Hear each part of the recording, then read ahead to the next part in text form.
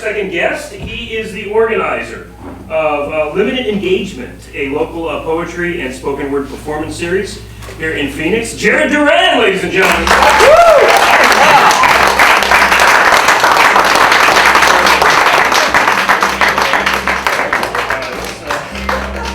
This could get interesting. I think if we, we're okay. I think no, it won't move from there, right? I think we're gonna anchor it. Are you okay?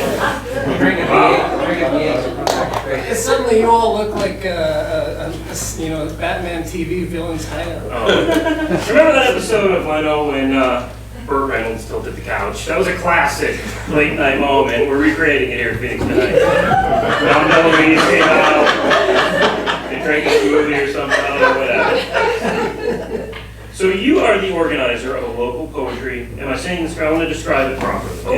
It's a poetry spoken word performance series. Yeah, it is. I was just listening to the first episode of it over again because it only took me a year, but I finally got it up on the website. And but it was originally conceived as a limited open mic, and then a featured reading and an interview, and then nobody signed up for the open mic, so that killed that really quickly. So we lost that. We tried a couple other things. I was going to try doing stand-up, and thankfully I chickened out of that. And then we got into this format of having a musical act open. So we have music at the very beginning, and then a featured act, and then I sit down and interview them for about as long as we can stand talking to each other. And it had started out being predominantly poets, but we've interviewed children's novelists recently, and a playwright. So yeah, it's branching out. Trying to stay literary and local. How vibrant is the literary scene here in Phoenix? It's surprisingly vibrant. People dress in bright colors. Yeah, so first of all, you use the word vibrant, which I think is a very powerful descriptor. You should have seen the couch before. It wouldn't have worn a clashing plaid. You look like a floating head right now. How do you think I feel?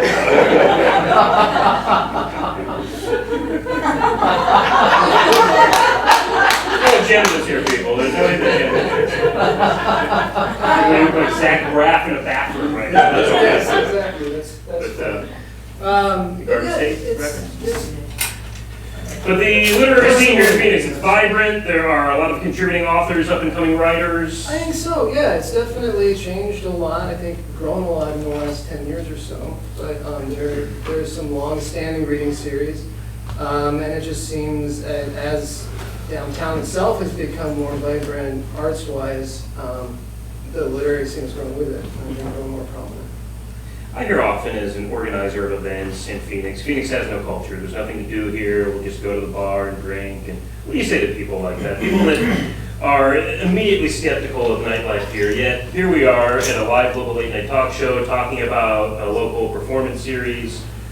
Where do people find this stuff? They're obviously looking for it, but they're not connecting with us, man. Well, and what's What are we doing wrong? Well, the people that like to complain about it are the people who show up. So they're clearly finding it. I don't know, but that is definitely something that's been offset about Phoenix, that there is no culture, there is no art scene, and I think that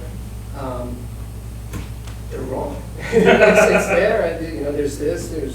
There's theater everywhere. There's First Friday is freaking huge now. Yeah, absolutely. Yeah, so. What was your path to this? How did you come to being an event organizer yourself? So I sort of late. I took about after high school. I took a break, just a short 10-year break before going to college. Yeah. So and then I went and majored in creative writing and minored in sociology just to make sure that I didn't get a job after I was done. Very good. I have a sign if you need I hold that right up there. And so after college, still continuing to write, looking for things to do.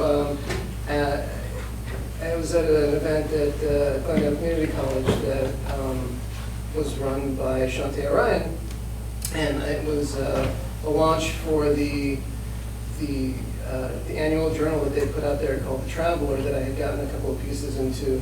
And so I was there reading for that, and I met Duran there, and he invited me down to Caffeine Quarter, so I started going to that regularly, and that's a great long-running series. And then I met Jake Friedman around the time that the first Four Chambers annual journal was coming out. And I had a piece in there, and just started talking to him, and I wanted to get involved in Four Chambers.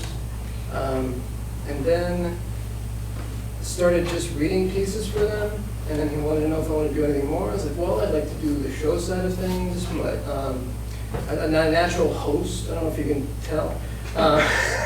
And You're a very natural guest, Oh, so.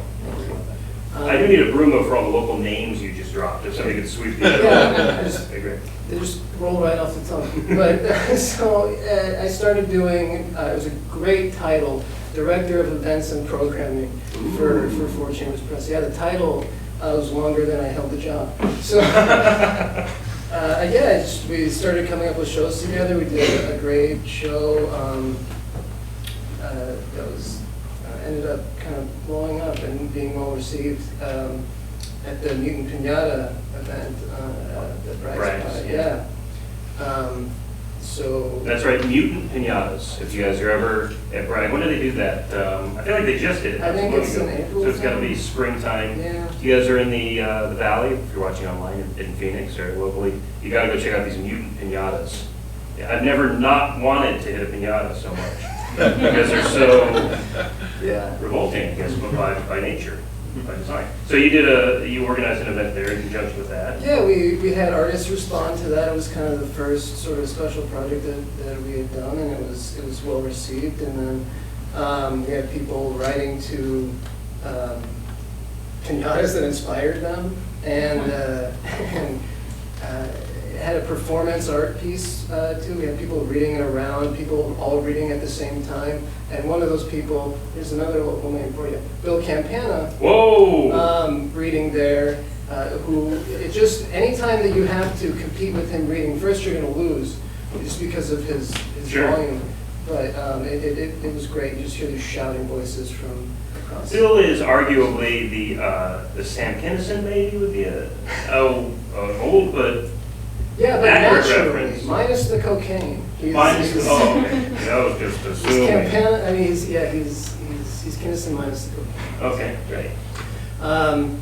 Yeah, so I started doing that, and we came up with various other things. We did a show on the light rail, which was interesting. Pants on or off? I think everybody's pants were on. Okay. At least at the beginning. You lose sight of things at the end. But Hopefully not. pants go missing here and there. It's bound to happen.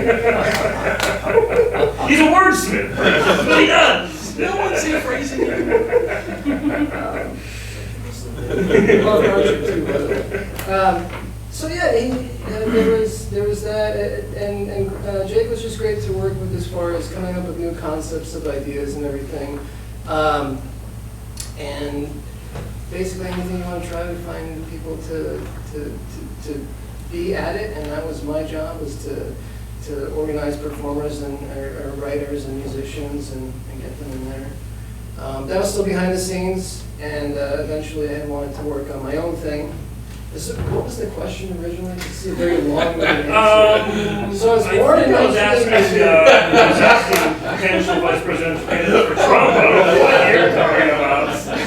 Light rolls and no pants. But so if I'm an angsty 17-year-old sitting in my bedroom at night writing poetry, and there's something to it, I enjoy it, I want to keep it up.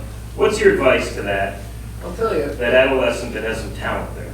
If some of the best advice I ever got was from a musician named Robin Hitchcock.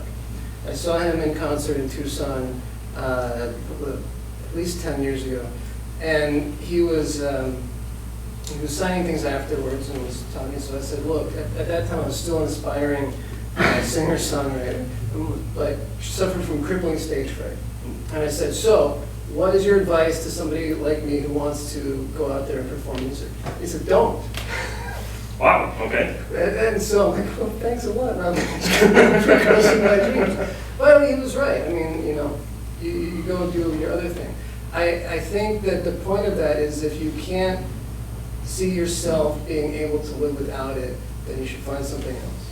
If that's something that you must write, you must create, you can't get through the day without it, then you go for it and you find a way to do it, and you go out there and you find those open mics and you find some like-minded people, and there's a lot of just great encouragement and growth fostering going on in the writing scene. So go find a writers group, go find an open mic. So are you saying that especially nowadays performance is a critical component of poetry? Or? I think it is. Coming from going through the academic route, I would say that performance is an essential editing tool, because you can sit there and think something's great or have people read over it, but you can tell if something is finding its mark when you read it out loud in front of people. Whether you're going for impact or for laugh or whatever it is, you say it in front of somebody and you can kind of judge where you're going wrong. I see. Or going right. Sure. You mentioned Bill Campana. Let's talk about his book. His beautiful book. We have an advanced copy. I promise the final product is not going to be held together with rubber bands. Perfectly bound and glued together. And this is the latest from Four Chambers. It's actually the first single author work. So far, we've done anthologies or special projects in conjunction with the Phoenix Art Museum, or the Spiller show that they do is a fiction show they do quarterly at the Crescent Barn, or the annual journal. This is starting the, curating a single author program. This is all just Bill Campana. And kind of a no-brainer is the first single author to publish, right? It took some braining. Okay. Yeah, no, it was just we had some people, saying, "Are you interested in publishing a book for me?" And he was one of them. Jack Evans was another one. Of course. And we're going to publish his probably late this year. Is there a slate, couple of year? There is. If you don't know who Jake Friedman is, he is, of course, the person to know for Four Chambers Press. He loves meetings. And so He loves meetings? He loves meetings. Okay. And maybe the only thing he loves more than meetings is taking minutes for those meetings. And saying not to afterwards. And yes, we do. We actually have a little bit of kind of a publication schedule. We're going to get a couple more out for the fall, and then starting again in spring. Let's talk more about these meetings. Are we talking about bagels, carafe of juice? There's usually coffee. I love a great bagel. But coffee is essential, black and Schmear or? Yeah. Okay. Well, if folks here in the Valley want to see Bill and see this book drop, there's an event coming up that I'd love to plug, and it's next Friday, the 20th. It's a week from yesterday at the Hub Cooperative, Modern Co-op. Cynthia Black owns the place, keeps changing the name of things. I dare you to say the address right now. But I have flyers. We have flyers for everybody here. Flyers for everybody. You get a flyer! And you get a flyer! And you get a flyer! Don't say we never gave you anything. And for folks that are watching on the internet, where can they find more Four Chambers, more Bill? Bill is hard to find on the internet because he doesn't have.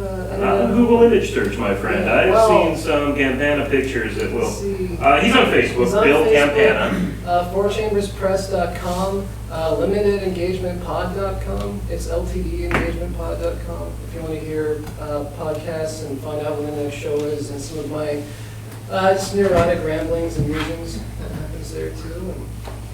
Awesome. Jerry, thanks a lot for being a guest. I really appreciate it. Jerry,